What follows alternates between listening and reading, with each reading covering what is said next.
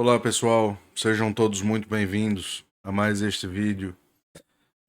E hoje nós estaremos aqui a conversar sobre conceitos que são muito importantes para nós podermos avançar na compreensão de uma visão mais integral para a psicologia e não só, também para o campo do que seria a boa ciência, a boa filosofia. Então, hoje nós vamos conversar sobre a consciencialidade, consciência e singularidade. São conceitos fundamentais que nós versamos aqui no Nex e que queremos expandir para que nós podemos compreender o ser humano em uma visão mais transcendente e não só isso, para que nós possamos devolver a este ser humano a sua dignidade existencial e também um aspecto mais integral da sua experiência, da sua existência e assim levando-nos a uma compreensão que seria mais próxima do que já houve anteriormente à modernidade, do que seria a ontologia humana. Então, iniciando, é importante nós termos uma compreensão nos estudos da consciência do que é que trata realmente a consciência. Hoje é ainda muito complicado discutir-se o que é a consciência, porque no campo da ciência tradicional, ou a consciência ela é vista a partir de uma filosofia, e esta filosofia principalmente fundamentada nas revoluções modernas, nos filósofos modernos, principalmente no campo da fenomenologia, ou então esta consciência será tratada através de uma visão que eu digo de ideologia liberal alinhada a uma tecnocracia, ao Estado moderno, e nós podemos resumir ali pela própria ideologia do cientificismo, que é a neurociência tradicional, a psicologia também de cunho mais liberal, irá tratar a consciência como uma integração de sensações, uma integração da sensorialidade e da própria do que seria a consciência como resultante do próprio funcionamento cerebral e das capacidades desse órgão, não é? Então, seriam aí envolvidos na consciência, além de aspectos sensoriais, aspectos cognitivos, aspectos também metacognitivos, mas numa visão mais restrita, numa visão mais materialista, indicando que a consciência seria basicamente esse estado de integração em situações de vigília. Porque isto é importante. Quando o ser humano está a dormir, por exemplo, a sonhar, ele já não possui a sua consciência no estado pleno, no estado normal. Então, isto é importante para nós levarmos aí em consideração e para podermos avançar, porque nós não tratamos aqui desta visão tradicional de consciência. E nós também não iremos tratar uma visão mais marginal da consciência, que seria uma visão esotérica, uma visão mística, que traduz a consciência em termos mais místicos, né? De que a consciência é um espectro, ou a consciência seria ali algo no campo esotérico que liga a realidade material ao aspecto espiritual e geralmente esse aspecto espiritual sendo fundamentado por uma visão panteísta ou uma visão que teria uma visão da realidade fundamentada basicamente na consciência como princípio fundamental de tudo, e esta consciência sendo ali uma consciência basicamente imanente ou própria do universo, numa cosmologia que coloca a consciência praticamente ali como um aspecto cósmico geral e inicial do nosso universo. E estas noções panteístas, essas noções são noções que basicamente colocam o universo no campo do acaso e o universo sendo ali gerado por si e tentando fazer ligações com a física nos aspectos místicos a partir da física quântica e aí utilizando conceitos físicos. Isto é basicamente, ao meu ver, na minha opinião, humildemente, na minha opinião, isto trata-se de uma impostura intelectual como quaisquer outras que, inclusive, demonstramos aí no último vídeo algumas delas. Né? Ora, nós temos que ter a noção de que a consciência, ela é uma consciência que sim, a tudo fundamenta. E este tipo de consciência mais geral, nós denominamos de consciencialidade. Ora, mas a consciencialidade então existe por si só? Não. A consciencialidade, nós podemos dizer que é um desígnio do observador criador. Então, a consciencialidade é uma energia, um desígnio, um fluxo incessante do observador criador. E neste fluxo incessante, este observador criador, ele está designando o tempo inteiro um fluxo da sua inteligência suprema, da sua consciência total e também um fluxo de sua vontade. E a sua vontade é o que cria o próprio movimento da realidade. Então, nós poderíamos dizer que o aspecto do fluxo da consciencialidade como fundamental a toda a realidade é o fluxo da inteligência do observador criador, que fundamenta o ordenamento implícito em todas as suas informações e em todas as suas codificações, ou seja, é o aspecto ali fractal realmente da realidade que fundamenta informacionalmente toda a realidade em termos de tudo aquilo que ela pode ser, de tudo aquilo que ela já foi e de tudo aquilo que ela está sendo. Né? Então, guarda ali todas as informações, inclusive de tudo aquilo que pode ser percebido, conhecido. Todas as verdades são possíveis de serem percebidas. Estas verdades já estão postas na realidade, mas elas podem ser conhecidas. E esta forma de conhecer a verdade, a essência das coisas, é isto que também nós iremos versar um bocado mais à frente. Então, esta consciencialidade é este fluxo de inteligência do Criador, e este fluxo de inteligência que a tudo fundamenta é justamente o desígnio que a tudo projeta, que a tudo sustém, é a matriz fundamental deste universo que tudo cria, que tudo criou e aquilo tudo que pode ser criado e que irá acontecer ainda, que já está, de certa forma, programado em sua totalidade.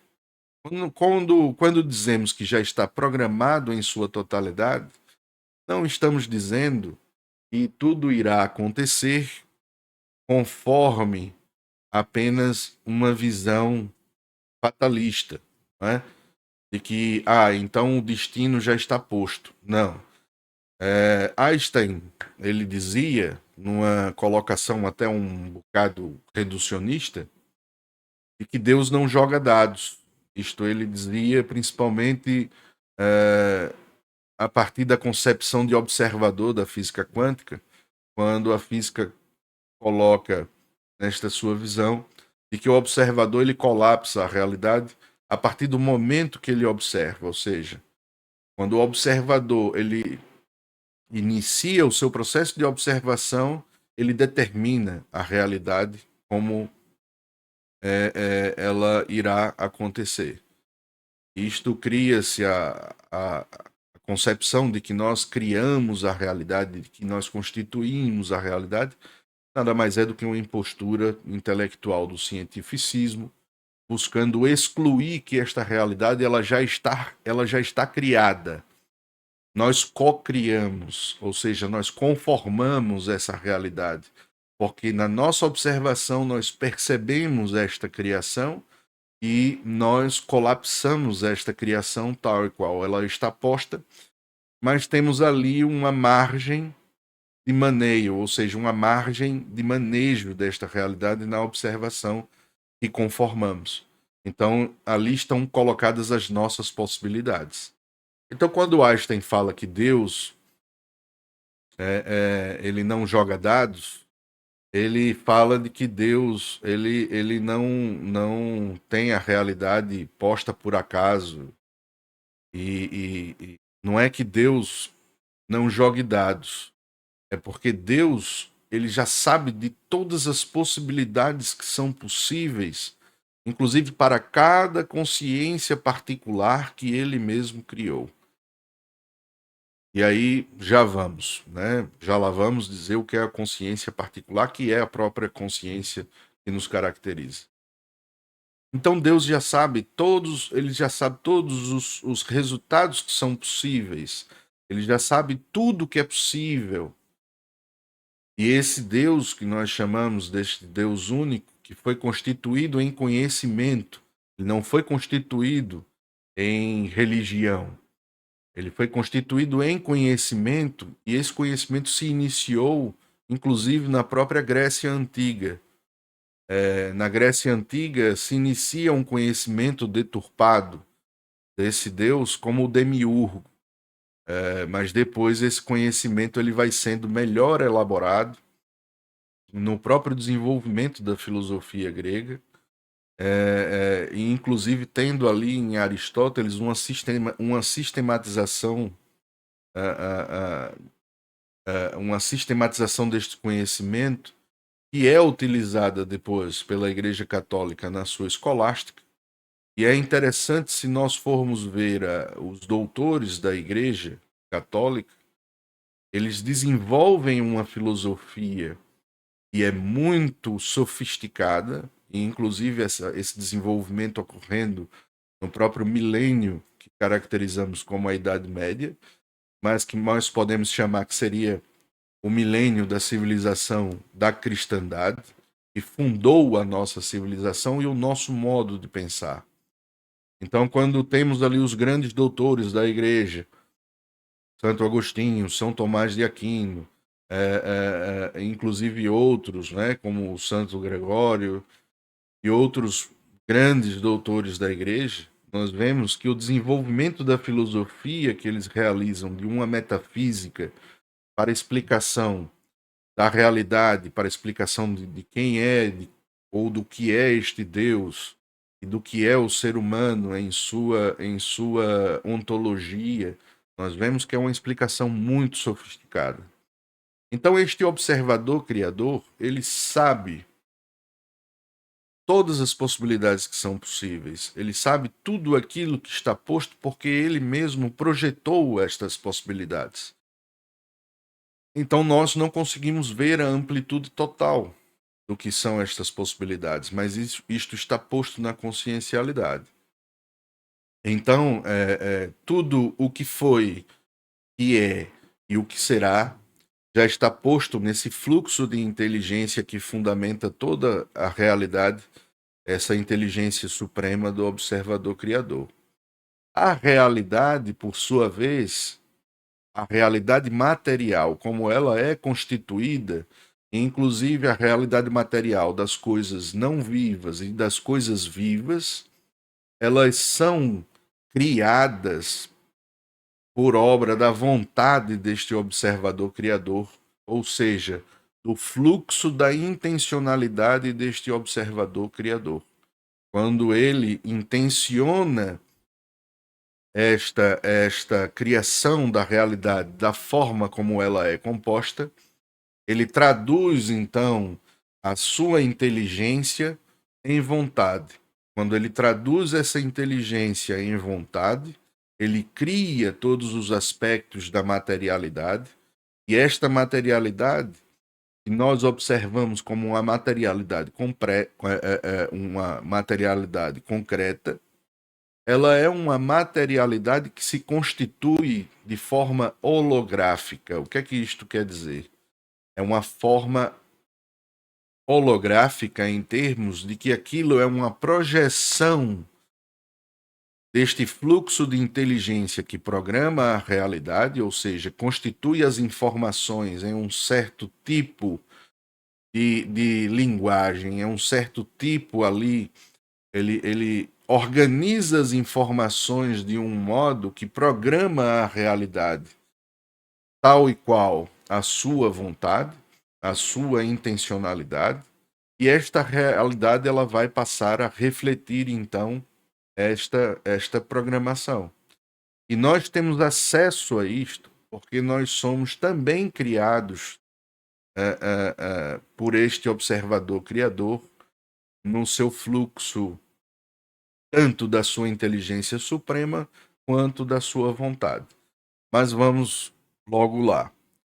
Então, ele cria todos os aspectos materiais desta realidade, mas também cria todos os seres vivos desta realidade.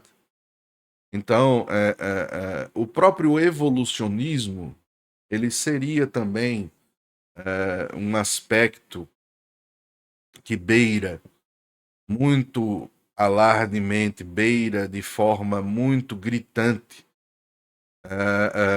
a impostura intelectual. Eu diria que Darwin cometeu uma das imposturas intelectuais mais graves da humanidade, porque ele reduz a criação mais sofisticada, a criação mais elaborada, que é a criação da própria vida, a termos evolucionistas dos quais ele não consegue provar não só o aspecto evolutivo da vida, como ele não consegue provar de onde vem esta vida. E a vida, o próprio aspecto criacional da vida, é o aspecto desta projeção uníssona, uma projeção suprema, que é do fluxo de inteligência deste Criador, aliado ao fluxo de sua intencionalidade, que se desdobra através tanto da sua vontade quanto da própria projeção de sua inteligência, a criação da vida, da molécula do DNA, organizada e programada, codificada para cada ser vivo que existe no nosso universo, no nosso planeta, da forma como nós conhecemos e ainda não conhecemos todos. Né? Portanto, este tipo de movimento é o movimento que cria, então, a realidade da forma como nós a conhecemos, sendo o ser humano justamente criado à imagem e semelhança deste observador criador, porque o ser humano ele é o único ser vivo que efetivamente observa. Os animais, eles não são observadores. Os animais, eles são observadores passivos, ou seja, eles são também observados, eles são também, de certa forma, conformados, mas eles existem por si só e possuem em si o aspecto sensível, programado da consciencialidade. Ou seja, a alma nos animais traduz-se muito mais apenas como um aspecto puramente sensível, puramente programado em termos da vitalidade que esses animais vão ter em sua existência. Então, os animais eles não possuem propriamente uma ontologia, eles possuem uma vitalidade e a programação fundamental, a codificação do seu DNA que programa já tanto os aspectos da sua existência quanto a limitação dessa existência que esses animais terão.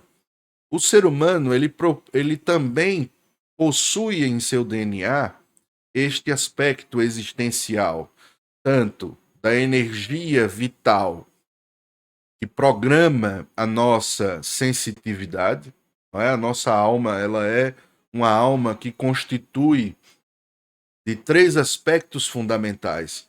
E é justamente nesses aspectos que o ser humano está diferenciado dos outros animais. Porque quando o observador criador cria o ser humano, ele cria o ser humano em aspectos que vão além do aspecto meramente sensível da realidade material. Então, o ser humano ele possui em sua alma a inteligência, ele possui em sua alma a intencionalidade e a sensitividade.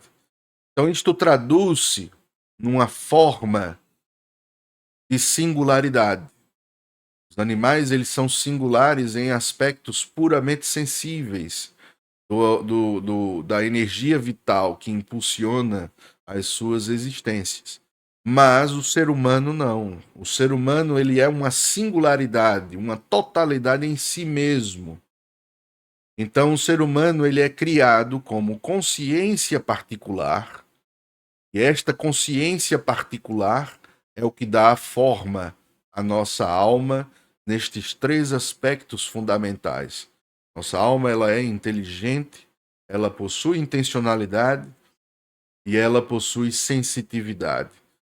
E o nosso corpo, ele é criado por vontade deste observador criador, e esta vontade cria o nosso corpo na codificação e também na programação genética, como o nosso DNA, ele é organizado, e aí este corpo humano, ele será formado para agregar esta caracterização da nossa alma em termos implícitos. Então, explicitamente, este corpo ele irá desdobrar no seu movimento vital, não é? Não só a sensitividade que dará o aspecto fundamental, sensível da sensorialidade, mas também do aspecto fundamental dos instintos. E esses instintos, depois sendo desdobrados como emoções fundamentais, elementares. Não, o ser humano ele irá também neste movimento constituir um desdobramento da sua intencionalidade, ou seja, o ser humano ele possui vontade própria ligada a esta intencionalidade, e ele possui também inteligência própria, um fluxo de inteligência que desdobra uma percepção, que desdobra a própria resultante de nossa consciência da realidade. Então, a consciência é o aspecto quintessencial da nossa forma singular. A consciência, nós poderíamos dizer, em última instância, que é o nosso espírito. Então, a consciência particular é o que foi denominado pela tradição como espírito. E a nossa alma é esta essência conjugada ao corpo. Então, o ser humano ele é uma forma de singularidade, que é uma totalidade em si mesma. É corpo e alma, é alma e corpo. Um não existe sem o outro. E a nossa vitalidade, que é uma vitalidade particular e tão singular quanto é esta nossa própria totalidade, é o que vai dar caracterização ao nosso arcabouço genético, não é? E essa programação genética, essa organização da forma que ela é codificada, está em plena integralidade, em plena unicidade com a nossa singularidade. Então, a nossa consciência particular é este aspecto que já nos liga, então, à consciencialidade. Nós somos ligados à consciencialidade por obra desta criação que nos torna seres particulares. Nós temos uma pessoalidade, nós temos um aspecto singular fundamental. Os animais, não, eles são ligados diretamente à consciencialidade. Eles agem de acordo com a sua programação fundamental, a sua programação genética. Portanto, a questão da impostura intelectual darwinista é justamente esta. Ele não tem na sua obra a explicação fundamental do que é a vida e como esta evolução acontece. Ele recorre a um naturalismo, ele recorre a uma epistemologia naturalista, e ali, principalmente onde ele vai fazer uso das bases epistemológicas para o evolucionismo, ele vai então contrapor as teorias da época, contrapor o Lamarck, contrapor outros teóricos da época que queriam afirmar outras formas de desenvolvimento e de evolução. O evolucionismo é também uma prática revolucionária típica da modernidade. É tal e qual todas as outras revoluções, e o evolucionismo ele é, de certa forma, uma teoria racionalista, pois eles não têm base epistemológica experimental para explicar o evolucionismo. Toda pesquisa que Darwin faz é uma pesquisa que vai se fundamentar numa lógica racionalista, uma lógica racionalista, dedutiva, de como os animais eles evoluem. Eles evoluem por seleção natural, por seleção também em termos da caracterização, digamos, eugênica, não é? Aqueles que detêm a melhor, digamos, a melhor disposição genética tendem a superar e tendem a ser mais fortes diante os aspectos da seleção natural. Isto, na verdade, são todas constituições epistemológicas de ordem racionalista para tentar ali justificar uma lógica evolutiva que, na realidade, não é possível de provar. Ele também não consegue dizer de onde vem a vida, diz que toda forma de vida da Terra vem do mar, e que, pronto, a própria molécula de DNA foi criada nos tempos primordiais da Terra, quando havia um caldo ali nos mares. Os mares não eram ainda nem os oceanos tal e qual nós conhecemos hoje.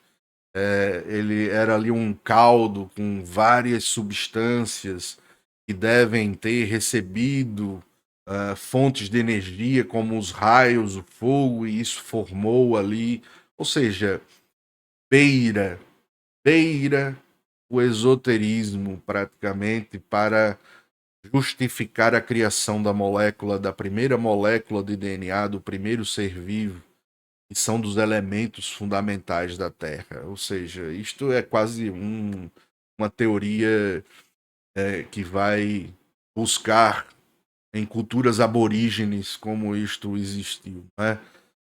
Vai fazer uso da química, de malabarismos químicos para tentar provar isto. Isto é algo realmente típico de uma impostura, de uma desonestidade intelectual. Pronto, mas as pessoas acreditam nisto. Elas preferem acreditar nisto. Se acreditam, façam bom uso. Mas a questão fundamental é que a verdade não se dobra à nossa soberba, né?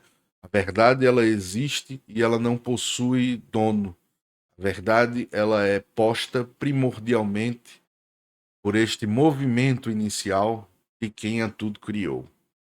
Então, nós podemos observá-la, nós podemos percebê-la e nós podemos, então, ser humildes o suficiente para também aceitá-la da forma como ela se revela, porque a verdade é sempre revelada, ela nunca é descoberta, posta como se fosse um movimento em que nós a constituímos, nós a reconhecemos.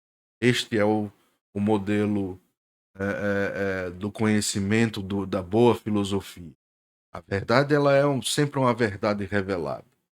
Nós podemos percebê-la porque nós temos acesso. Nós temos esse acesso já garantido, mas nós temos que ter o esforço e a humildade de buscar a verdade e de quando ela se revela, nós termos ali a prontidão e a retidão de aceitá-la como ela se revela. Então a questão é justamente esta. O ser humano, então, em sua singularidade, ele é esta totalidade. Então, a nossa consciência particular é matriciada na consciencialidade, que é a base de todas as coisas, é o fundamento total da realidade enquanto totalidade. E nós vivemos a realidade nestes dois ordenamentos, implícitos e no ordenamento implícito e explícito ao mesmo tempo. Nós somos alma e corpo. E é a nossa alma que conduz o corpo. O corpo ele não é ali enquanto o aspecto material, biológico, o nosso corpo ele não é autônomo e fragmentado da alma. A alma é que conduz o corpo. Por isso que a psicologia ela tem que rever suas bases epistemológicas urgentemente, porque o corpo, enquanto uma individualidade, ele guarda em si uma singularidade. Por mais que nós não consigamos ver com os olhos da cara esta singularidade, nós sabemos que ela lá existe, porque nós somos esta singularidade. Então este conhecimento ele se revela quando nós o buscamos. E isto não é de uma prática puramente intuitiva, isto é de uma prática revelada, porque nós podemos então ter acesso a isto. A intuição uma mera suspeita de que algo está lá, mas quando você confirma esta suspeita, ela se coloca em sua totalidade. Então, portanto, nós temos essa singularidade. E a nossa alma desdobra num fluxo incessante para o nosso corpo essa energia vital total.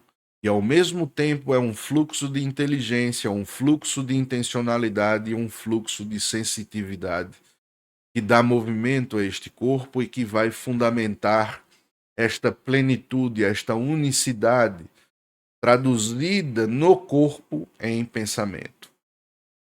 Então, essa energia se desdobra primariamente pelos microtúbulos, né? E por toda a organização metabólica do corpo, primariamente nos microtúbulos celulares e neuronais, vão ser desdobrados todo este fluxo da inteligência, da intencionalidade e da nossa sensitividade, se desdobrando principalmente nos microtúbulos, através do colapsamento da função de onda, o aspecto primordial que fará emergir no nosso cérebro a nossa inteligência, ou seja, a nossa consciência particular que nos leva a perceber e compreender a realidade. Também o aspecto da nossa intencionalidade se desdobrando na nossa vontade própria. E nesta vontade, é a vontade que dará movimento ao corpo, né?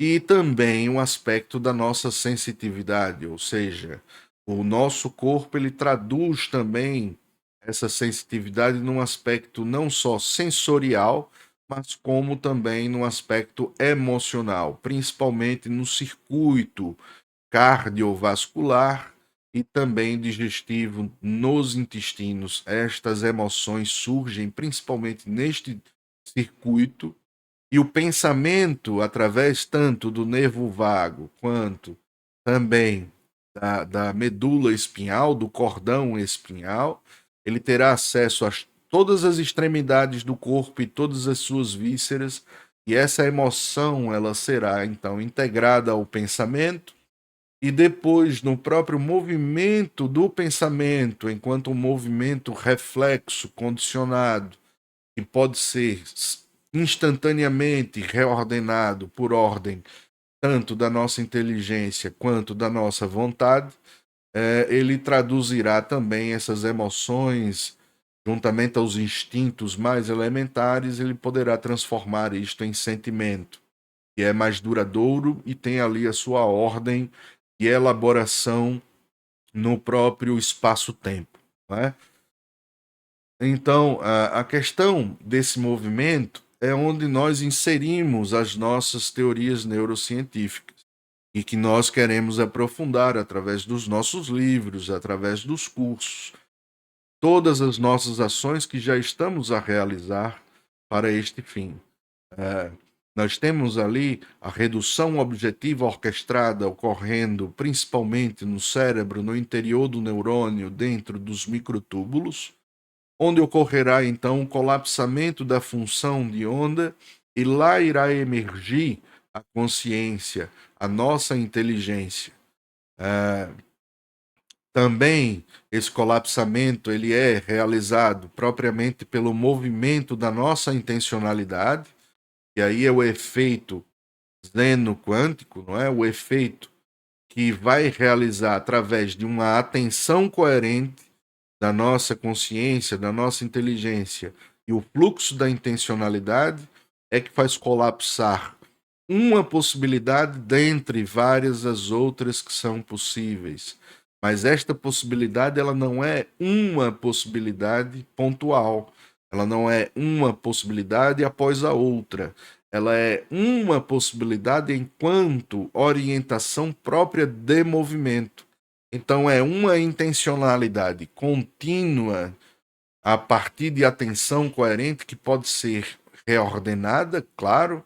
Quanto mais esta atenção torna-se coerente, uníssona, ela torna-se, de certa forma, confluente com o próprio movimento da realidade na sua ordenação mais fundamental, nós nos alinhamos então com este movimento. Quando nós nos alinhamos com este movimento, esta atenção é cada vez mais coerente e alinhada com o movimento próprio, com o movimento, digamos, cósmico do universo, tal e qual ele foi criado, tal e qual ele foi ordenado. E aí nós nos tornamos também alinhados a esta ordem criacional, e isto faz com que nós tenhamos, então, neste movimento, um ordenamento próprio também da nossa existência.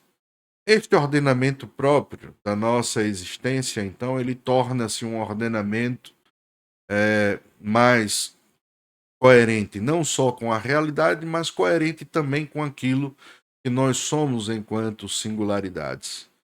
E isto faz com que este movimento, ele sendo mais confluente, ele seja mais harmonioso, e ele seja um movimento, então, que se traduza num ordenamento que nós poderíamos dizer ali uma ordem frequencial mais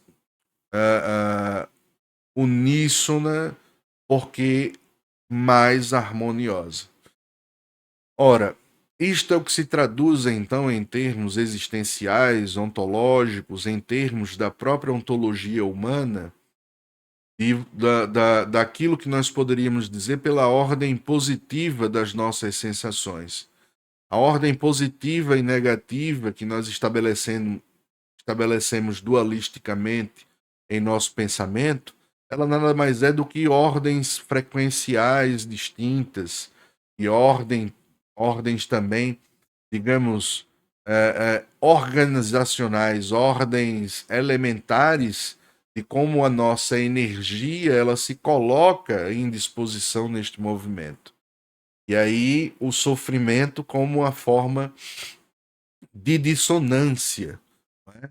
Então nós temos uma forma de dissonância cognitiva progressiva que se traduz em toda sorte de sofrimentos que nós temos, desde das tristezas até uma disrupção total que pode se alinhar na lógica do pensamento desordenado e sem total ligação com o seu fluxo de inteligência, podendo ali então entrar em uma ordem disruptiva que estaria mais caracterizada como a ordem da psicose. Né? Então, a questão que nós teríamos também que propor é um reordenamento dessa base epistemológica da psicopatologia, porque a psicopatologia ela basicamente parte da fenomenologia. E a noção fenomenológica também de consciência é uma noção que sempre está situada na materialidade do mundo. Ora, consciência, em termos fenomenológicos mais fundamentais, ou ela vai partir na fenomenologia mais ortodoxa como a forma de percepção da materialidade do mundo, ou seja, é sempre em relação ao objeto existente no mundo, ou então a própria ontologia de que você existe enquanto ser que é existente no mundo.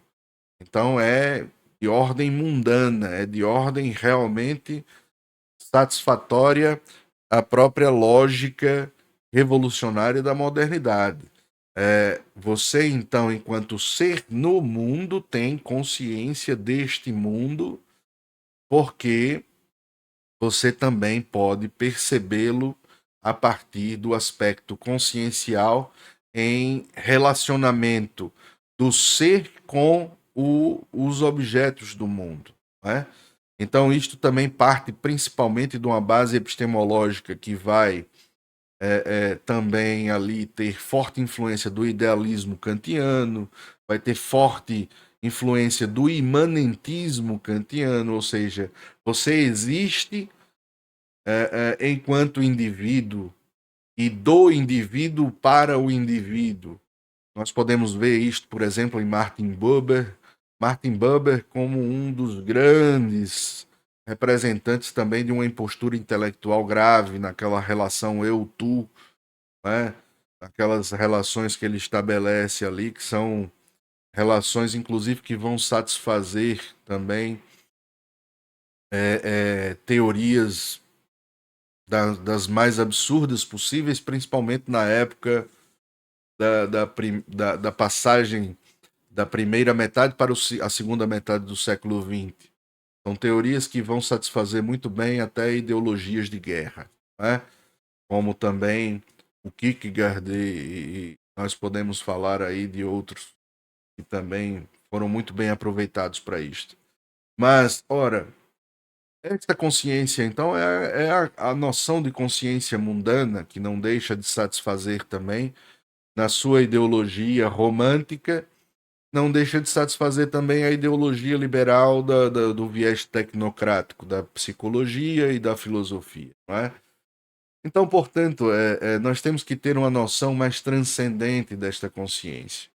E é para isto que nós temos que constituir bases epistemológicas que não seriam necessariamente novas, mas que seriam bases epistemológicas resgatadas, né, para também nos ajudar a compreender hoje, não só compreender mais profundamente a ontologia humana, mas também resgatá-la em sua dignidade existencial. Outro aspecto fundamental, então, é que esse efeito xenoquântico que eu estava a dizer, a partir de uma atenção coerente, de um efeito de colapsamento desta função de onda, como um movimento uníssono e em consonância deste fluxo de inteligência, intencionalidade e sensitividade vai se desdobrar, e ali há, neste momento em que se colapsa essa função de onda, uma redução objetiva orquestrada. Essa redução objetiva orquestrada, que é uma teoria também do Penrose e do Hameroff, o efeito xenoquântico é do Henry Stepp, ela ocorrerá nos microtúbulos do neurônio, e isto hoje nós já temos acesso através da tecnologia, que é possível de estudar estes exoesqueletos, essas estruturas das células, não é? E essa energia, ela irá circular o corpo através do pensamento. E este pensamento enquanto um sistema, a visão que temos aí do David Bohm. Este pensamento circula o corpo como um sistema, um software, que irá nos demonstrar a realidade a partir de uma função holográfica que o pensamento tem, e constitui ali o nosso painel de percepção da realidade e compreensão da realidade, bem como a integração sensorial, da nossa vontade e nossa inteligência no nosso corpo, né? E isso é o que dá o movimento próprio do nosso corpo, tal e qual todos nós sentimos e todos nós ordenamos, mesmo que não seja de forma totalmente consciente, mas todos nós o fazemos todos os dias. E devido a não termos devido a não termos a sensata, atenção com isto, é que nós entramos ali em modo automático, e o pensamento, então, ele vai agir de forma totalmente reflexa e condicionada, de acordo com o repertório que nós temos de condicionamentos já operados no nosso organismo, certo? Então, pessoal, eu espero que tenha explanado brevemente estes conceitos. Nós realizaremos cada vez mais o lançamento de livros, de cursos. Está próximo mais um curso a ser lançado, mais livros a serem lançados.